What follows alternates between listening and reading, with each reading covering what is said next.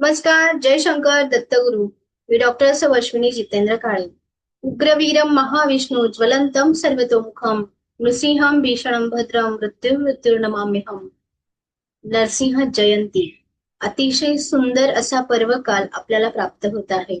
आपल्या आयुष्यातलं सगळं भय दूर करणारी, आपल्या आयुष्याला संकटातून मुक्त करणारी अशी ही देवता म्हणजे नरसिंह. नराचा असे देह शिरकेसरीचे, असे रूप ज्याचे दिसे दिव्यसाचे. प्रत्यक्ष विष्णू कमलापती हा, नमस्कार माझा अशासी लक्ष्मी नरसिंह. लक्ष्मी नरसिंह हे कुलदैवत बऱ्याच कमी लोकांचं आहे, परंतु या कुलदेवतेबद्दल किंवा या नवरात्राबद्दल, होय, नवरात्र असतात, लक्ष्मी नरसिंहाचे नवरात्र असतात आणि हा पर्वकाल आपल्या सगळ्यांना प्राप्त होत आहे. दिनांक 22 एप्रिल ते 30 एप्रिल या 9 दिवसांचा हा उत्सव आपण भगवान विष्णूंचा शक्तिशाली अवतार असलेल्या भगवान श्री नरसिंहाच्या जयंती निमित्त साजरा करणार आहोत. नरसिंह नवरात्र प्रारंभ होत आहे 22 एप्रिल 2026 पासन आणि नरसिंह जन्म आपण साजरा करतो चतुर्दशीला. चतुर्दशीच्या दिवशी म्हणजेच 30 एप्रिल 2026 या दिवशी नरहरी रायांचा जन्मोत्सव आपण साजरा करणार आहोत. या जन्माची वेळ 29 एप्रिल रोजी सायंकाळी 7:51 सुरू होते, तर 30 एप्रिल रोजी रात्री 9:12 हा जन्म उत्सवाचा सोहळा सगळीकडे मोठ्या आनंदाने, श्रद्धेने आणि भक्तीने साजरा होत असतो. यामध्ये सगळ्यात महत्वाचं म्हणजे पूजेसाठी शुभ वेळ आहे दुपारी, म्हणजे 30 तारखेला दुपारी 4:17 ते सायंकाळी 6:56 या कालावधीमध्ये आपण नरहरी रायांना पवमान सुक्ताचा अभिषेक केला तर सगळ्यात जास्त आपल्याला श्रीहरी विष्णूचे आशीर्वाद प्राप्त व्हायला नक्कीच मदत होते. आपापल्या रूढी परंपरेनुसार हा कुलधर्म कुलाचार आपण नक्कीच केला गेला पाहिजे. परंतु ज्यांच्याकडे हे कुलदैवत नाहीये, ज्यांच्याकडे ह्या कुलदेवतेची साधना नाहीये किंवा बऱ्याच जणांना या परमेश्वराबद्दल माहिती नाहीये, अशांसाठी हा व्हिडिओ शेवटपर्यंत नक्की बघा. श्री हरी विष्णूचा हा चौथा अवतार आहे नरसिंह. ज्या अवताराने आपल्या भक्तांचं रक्षण केलं. श्री भक्त प्रल्हाद यांनी श्री हरीची उपासना केली. आपण हिरण्यकश्यपूची कथा सगळ्यांना माहीतच आहे आणि अशा वेळेस हिरण्यकश्यपूचा वध करण्यासाठी परमेश्वराने ना ना रात्री ना दिवसा, ना उमऱ्यामध्ये, ना घरात ना दारात, अशा ठिकाणी सूर्यास्ताच्या वेळेस म्हणजे प्रदोष काळामध्ये जो काही हिरण्यकश्यपूला वर मिळाला होता की तुझा मृत्यू कुठल्याही शस्त्राने होणार नाही, दिवसाही होणार नाही आणि रात्रीही होणार नाही, घरात होणार नाही आणि दारातही होणार नाही, पशु तुला मारणार नाही आणि मनुष्यही तुझा वध करणार नाही, असा आशीर्वाद हिरण्यकश्यपूला प्राप्त झाला होता. आणि त्या आशीर्वादाने तो हिरण्यकश्यपू नावाचा राक्षस अतिशय उन्मत्त झालेला होता आणि त्या उन्मत्त राक्षसाने आपल्या पुत्राचे छळ करणं लावलं होतं, जेणेकरून तो पुत्र श्रीहरीचं नामस्मरण कमी करेल. परंतु श्रीहरीच्या नावामध्ये एवढी ताकद आहे की परमेश्वराला आपल्या भक्ताचं रक्षण करण्यासाठी अवतार घ्यावाच लागतो आणि तो हा अवतार म्हणजेच नराचा असे देह शिर केसरीचे.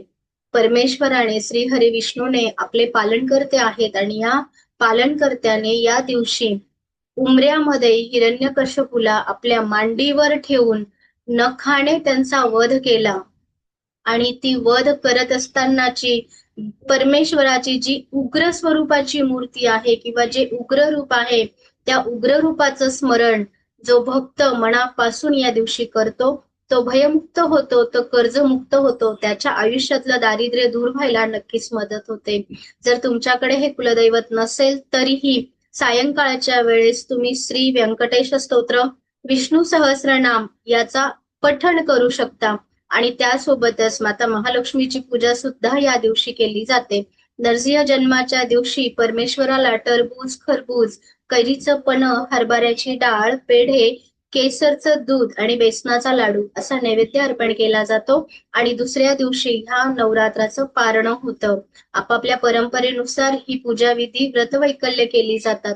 परंतु सर्वसामान्यांनी मात्र जर तुम्ही अधिकाधिक कर्जबाजारी असाल तर अवश्य या 9 दिवसांमध्ये रोज 9 वेळेस श्री लक्ष्मी नृसिंह ऋणमोचन स्तोत्राची आवर्तन अवश्य करा. आणि तुम्हाला शक्य असेल तर पिंपळ वृक्षाला रोज जल अर्पण करायला सुरुवात करा. आपल्या घरामध्ये शांततेचं वातावरण ठेवा. आपल्या घरातल्या लक्ष्मीला दुखवू नका आणि सोबतच ओम नमो भगवते वासुदेवायाचा या 9 दिवसामध्ये अखंड जप तुम्ही करू शकता.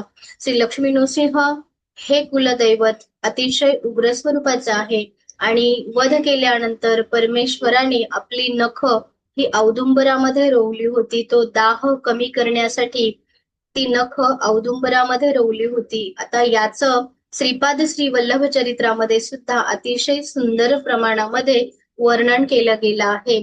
त्यामुळे तुम्हाला शक्य असेल तर ह्या नवरात्राच्या 9 दिवसामध्ये श्रीपाद श्री वल्लभ चरित्राचं पारायण सुद्धा विशेष फलदायी ठरतं.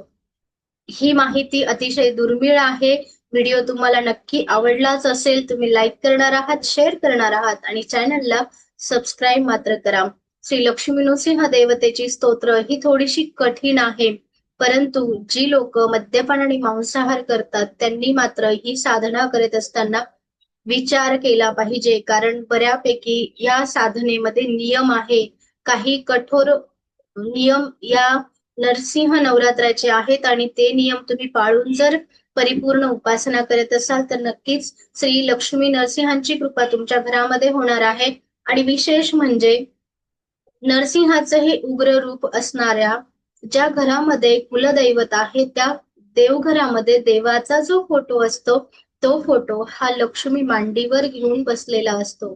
कारण परमेश्वराचा जो काही उग्र अवतार आहे तो अवतार शांत करण्यासाठी माता महालक्ष्मीला यावं लागलं आणि माता महालक्ष्मीने आणि भक्त प्रल्हादाने नरहरिरायाची स्तुती करून देवाला शांत केलं आणि शांत झाल्यानंतर माता महालक्ष्मी त्यांच्या मांडीवर बसली आणि भक्त प्रल्हादाला आशीर्वाद दिला.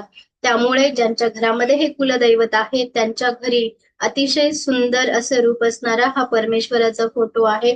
या घरामध्ये पौमान सुक्ताचा अभिषेक नरहरिरायांना केला जातो. लक्ष्मीला म्हणजेच तुमच्याकडे श्रीयंत्र असेल तर श्री सुक्ताची सुद्धा तुम्ही आवर्तन या दिवशी अवश्य करा. कनकधारा स्तोत्राची आवर्तन अवश्य करा.